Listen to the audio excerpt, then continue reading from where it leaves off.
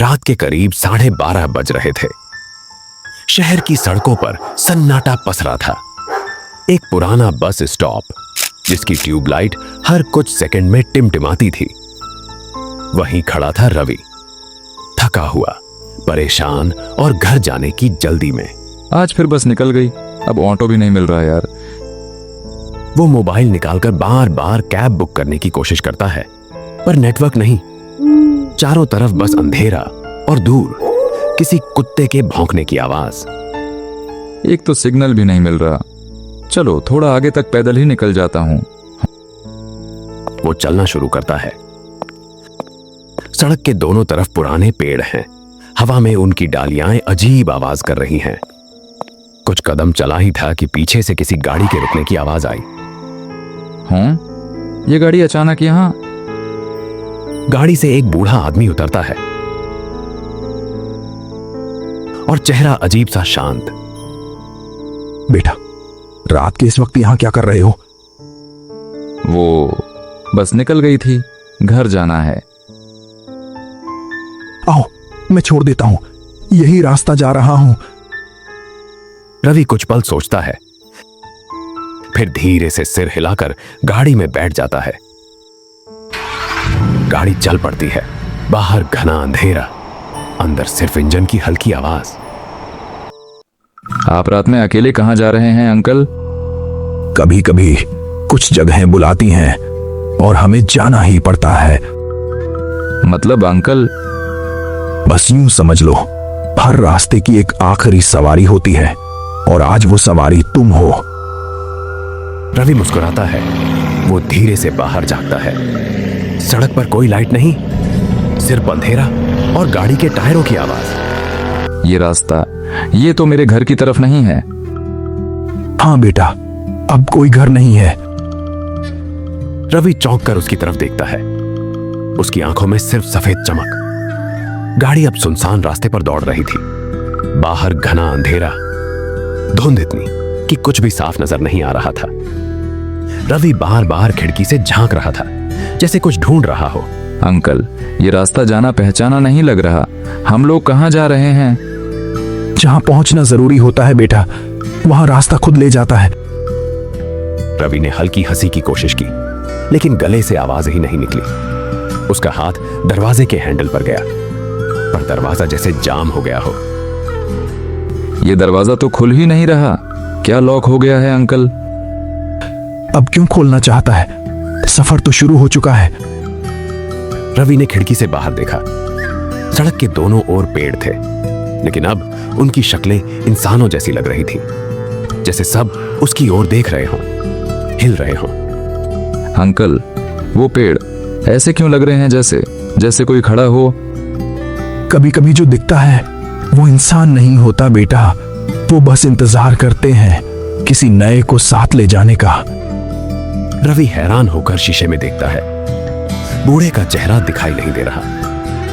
आप कौन हैं? गाड़ी रोकिए। बूढ़ा कुछ नहीं बोलता, बस एक्सेलरेटर दबाता है। गाड़ी की स्पीड तेज होती जाती है।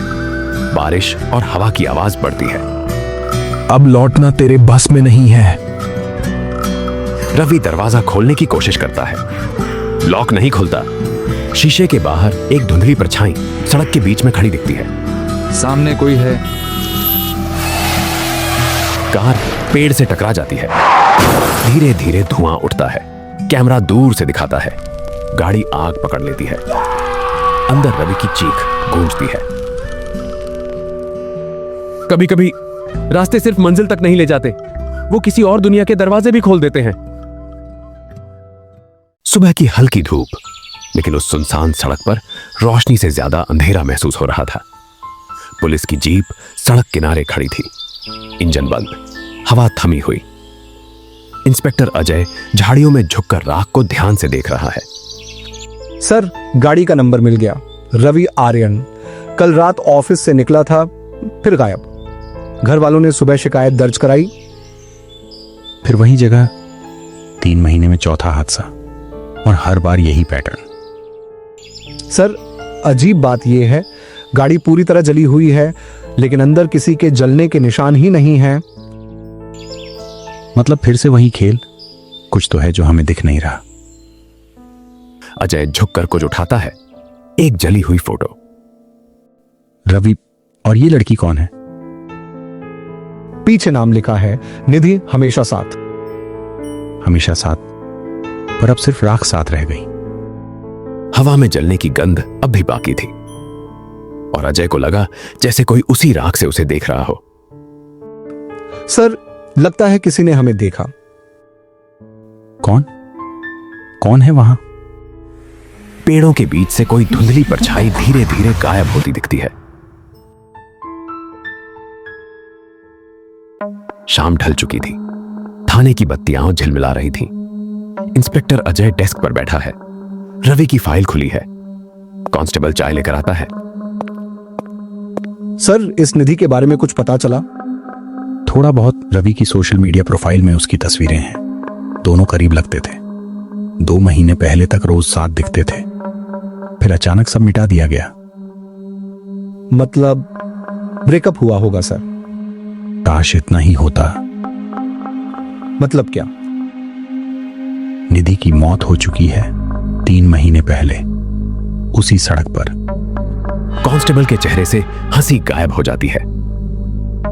तो फिर ये फोटो, ये मैसेज? यही तो सवाल है।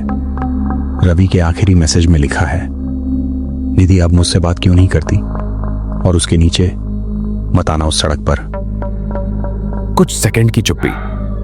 बाहर से कुत्ते के भौंकने की आवाज आती है। सर, क्या हो सकता है कि कोई उसकी आईडी से, या फिर वो खुद? अजय फाइल बंद करता है। तभी हवा का झोंका आता है। फाइल से एक पुराना कागज उड़कर जमीन पर गिरता है। सर, ये क्या है? मैंने कहा था मत आना उस सड़क पर। अब कोई रास्ता नहीं बचा। दोनों एक दूसरे को देखते हैं। कमरा सन्नाटे में डूब जाता है।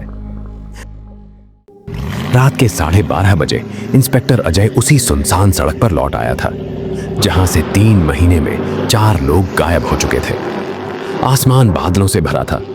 हवा में जले रबर और मिट्टी की गंध थी। जीप रुकती है। सर, हमें दिन में आना चाहिए था। दिन में सड़क सोती है। जो यहां होता है वो सिर्फ रात में जागता है। वो आवाज सुनी आपने? अजय टॉर्च जलाता है। रोशनी में कुछ नहीं दिखता। फिर धुंध के बीच एक परछाई उभरती है। सफेद कपड़ों में एक लड़की। सर, कोई है वहां। रुको, वो निधि है।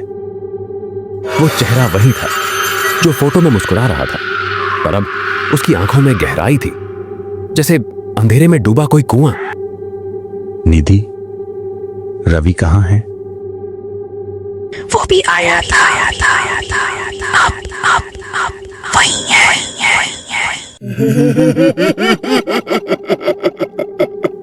अजय के चेहरे पर डर और हैरानी दोनों। तभी हवा जोर से चलने लगती है। कुछ ठीक नहीं लग रहा। अचानक हवा और लड़की की धीमी हंसी गूंजती है। सर, वो लड़की गायब हो गई।